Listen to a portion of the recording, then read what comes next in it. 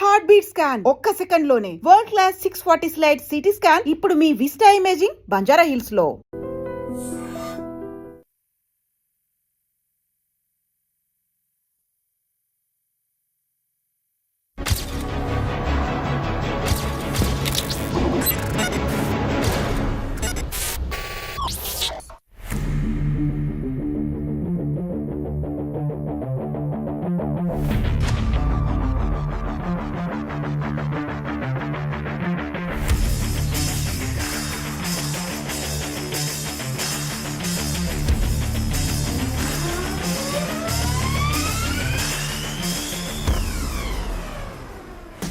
Welcome to I dream.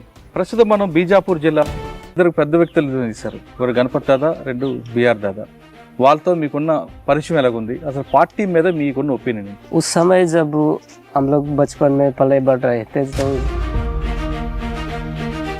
बहुत उस समय सलवा जुर्म का प्रभाव था. 2005 से 2006-07 तक सलवा जुर्म के तहत माओवादी संगठन का बहुत प्रभाव था. గణపతి దాదా का दोस्त ఎలాగుంది మీకు? अच्छा है उस समय रहा. ఫైనల్గా ఎప్పుడు చూసారు? मैं तो 2013 से 2022 तक. ఈ ప్రాంతంలో మావోయిస్ట్ పార్టీ ఉండబట్టే డెవలప్మెంట్ లేదని గవర్నమెంట్ అంటారు, కానీ మావోయిస్ట్ పార్టీ ఉండబట్టే జనతా సర్కార్ ఉందని మీరంటారు. ఏది కరెక్ట్ అంటే? उस समय का जो माओइस्ट पार्टी द्वारा यहाँ पर जनता सरकार को संचालित किए तो करके जितना भी कमाएंगे वो सब लोगों का ही कब करते, मतलब समझती. గణపతి దాదా హెల్త్ బాగాదు, ఆయన నడవలేరు, ఆయనకి ధోలి మీద తీసుకెళ్లారంటే కరెక్టేనా? हाँ, कभी कभार होता है. उसका हेल्थ प्रॉब्लम होने से हम लोग लेके जाते हैं. గణపతి దాదా ప్రొటెక్షన్ బిఆర్ దాదా కింద ట్రాన్స్ఫర్ అయ్యారు. मतलब उनका वृद्धावस्था हुआ है तो सेंट्रल कमेटी का सचिव इनका भी हेल्थ प्रॉब्लम है, इसलिए वो तो खुद ही बोला है मैं सेंट्रल कमेटी का सचिव.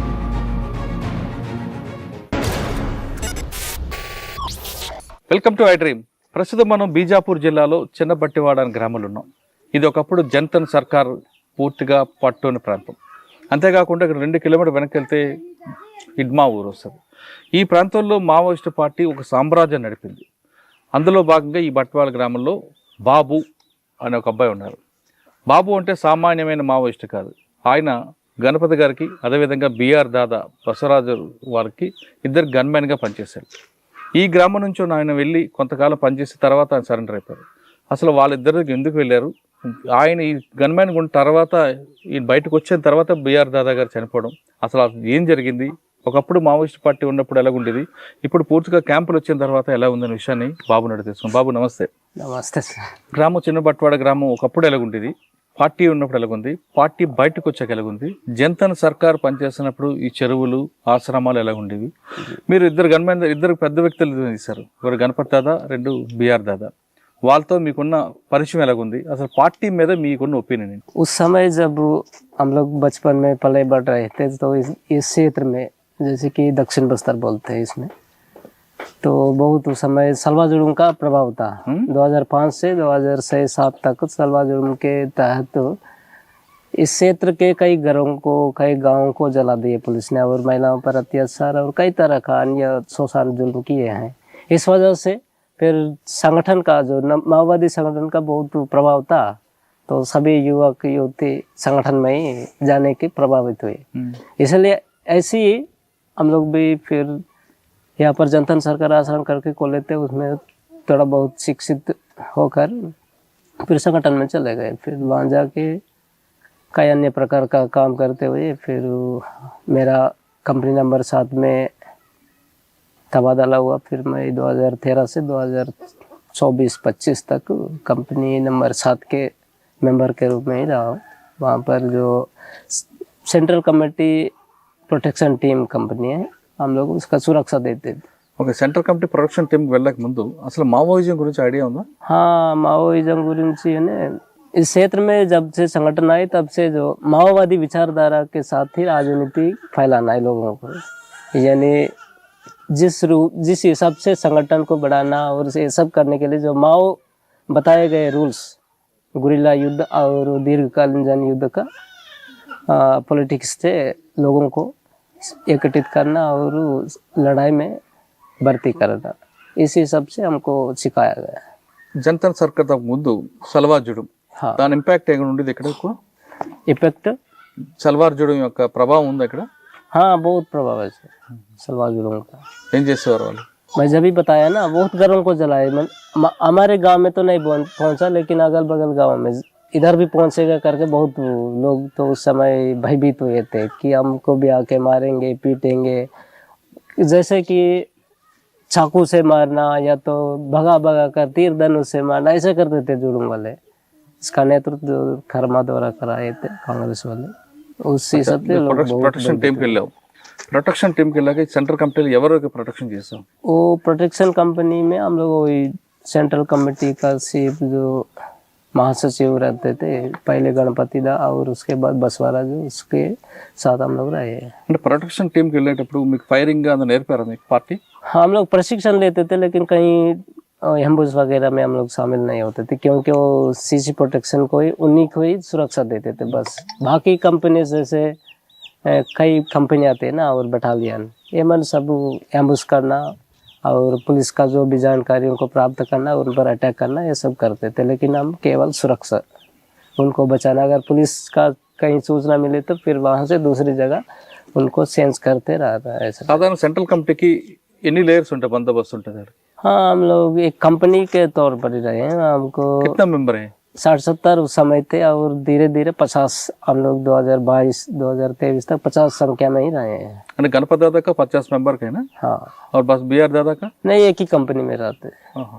हाँ, उनके एक सेक्शन और इनके एक सेक्शन, बाकी प्लाटून इधर उधर सुरक्षा के लिए रहते हैं। 50 मेंबर एक ही राउंड में ना, तो दूसरा प्लेस में किलोमीटर का हाँ, प्लाटून बांटते थे। 50 में से 2 प्लाटून, एक बैक और फ्रंट टू, ऐसा राइट टू रखते लेफ्ट थे। में? हाँ, राइट टू लेफ्ट एक सेक्शन रखते थे वही प्लाटून में से। कितना किलोमीटर में दूर है? नहीं, 50-60 जो गज जो एक एक सेक्शन को रखते थे, और बाकी जैसे कि 2 किलोमीटर 3 किलोमीटर ऐसा कुछ वो स्काउट टीम्स रखते थे कभी कभी, वो बाहर का लोग कर देते थे। रात में? रात में भी हम लोग ये सेंट्री करते थे और पेट्रोलिंग वगैरह, डेरा को अगल बगल अपना जो सुरक्षा संबंधित सब देख रेख करते थे। गणपत दादा का दोस्त अलग होने तो अच्छा है, उस समय रहा है। फाइनल के ఎప్పుడు చూసారు? मैं तो 2013 से 2022 तक साथ में ही रहे।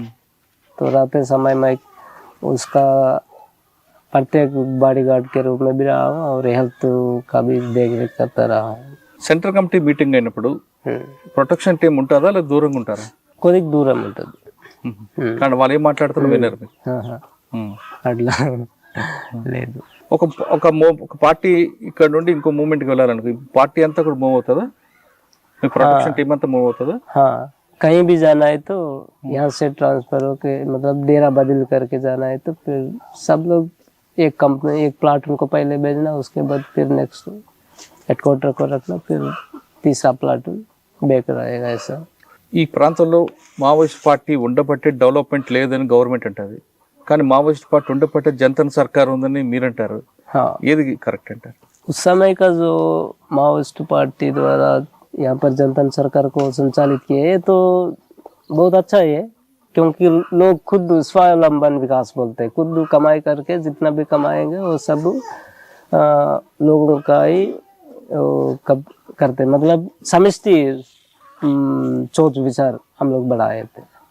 तो अभी क्या हुआ है, जो गरीब वाले गरीब ही रहेंगे, जो अमीर वाले या धनी वाले धनी ही बनेंगे, ऐसा टाइप का है। 45 ఇయర్స్ దాదాపు 40 సార్లు ఉన్నారు. हाँ, కానీ డెవలప్మెంట్ లేదు కదా, రోడ్స్ లేవు, కరెంట్ లేదు.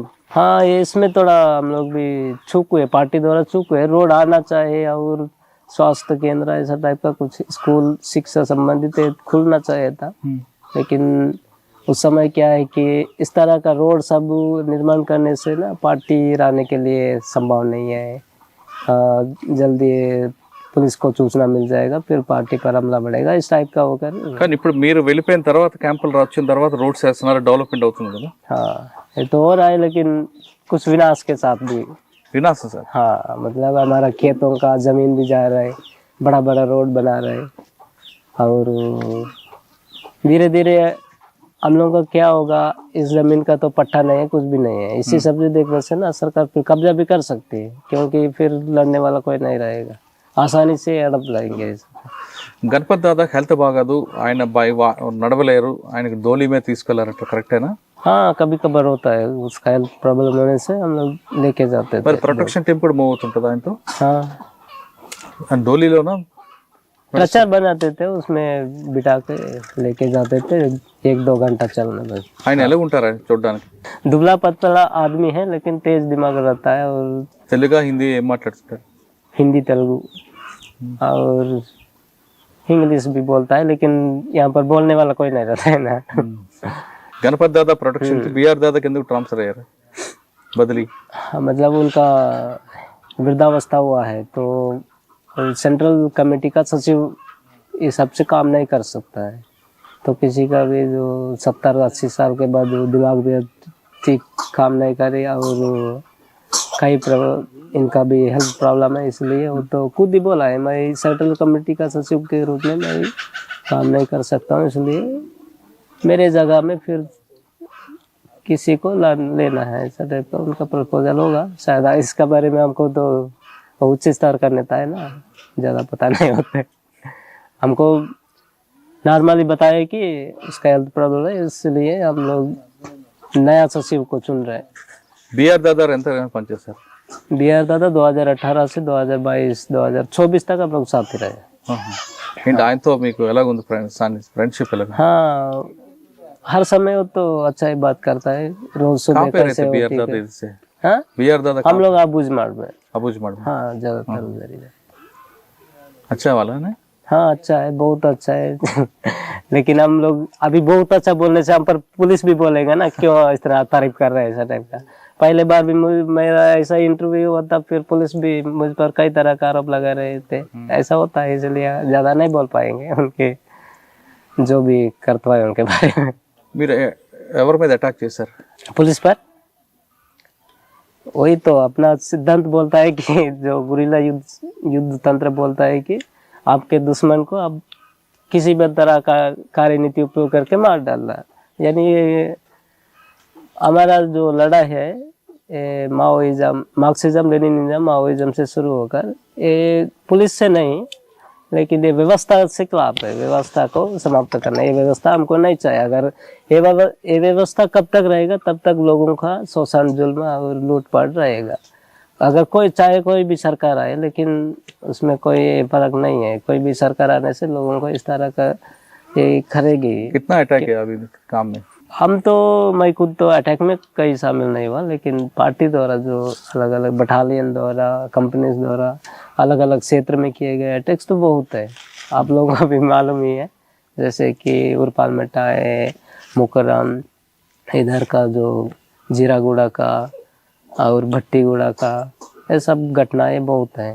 మరి ఎందుకు మీరు సరెండర్ అయ్యారు? Surrender arrest? हाँ, सरेंडर ही हम लोग। उस समय बहुत माहौल खराब था, यानी हर जगह कैंप खुला है, रहने के लिए जगह नहीं है, और रोज पुलिस का ऑपरेशन दिन ब दिन बढ़ी है, तो वहाँ पर बहुत तरह का परेशानी है, खाने पीने की, ये सब होने के कारण फिर पार्टी द्वारा भी पहले से कुछ लोगों द्वारा इस तरह का माहौल ही उत्पन्न हो रहा था कि हम अभी जब से कगार शुरू हुई है तब से इस तरह का माहौल शुरू हुई है कि शायद अभी पार्टी इस क्षेत्र को बचा नहीं पाती है, इसलिए धीरे धीरे हम लोग हाँ समर्पण करेंगे करके सोचे। బీఆర్ దాదాకి చెప్పి వచ్చారా? नहीं नहीं, ఆ.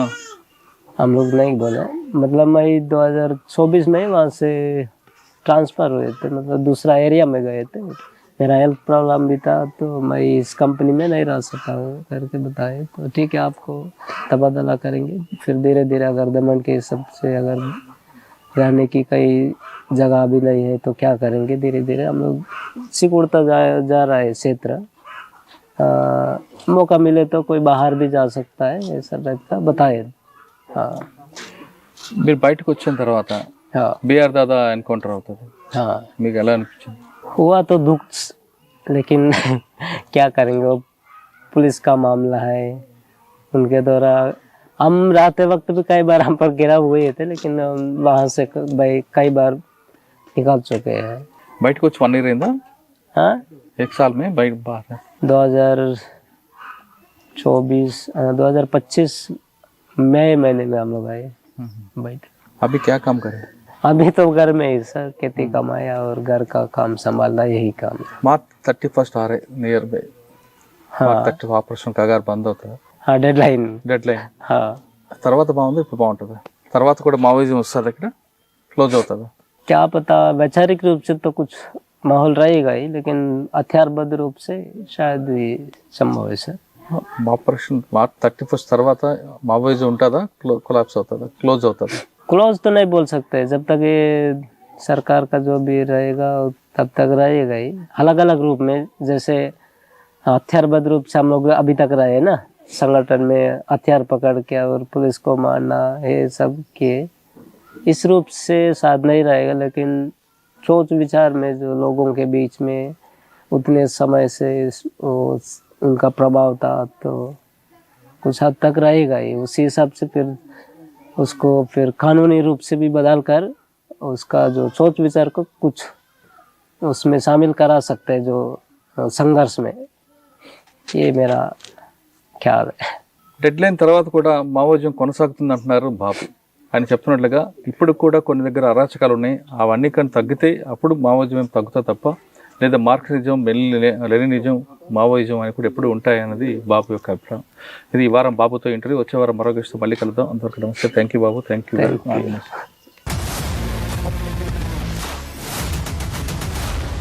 I dreams, this police diaries is something very, very valuable towards that. I must really appreciate Murali, your insights. I dreams founder and CEO చిన్న వాసుదేవ్ రెడ్డి గారితో మురళీధర్ క్రైమ్ స్టోరీస్ చాలా ఫేమస్ అయిపోయినాయి. Gautam Sawan garu and Satyanar sir. Good. Well done. I congratulate him for doing so well, and I congratulate him his boss also. So well.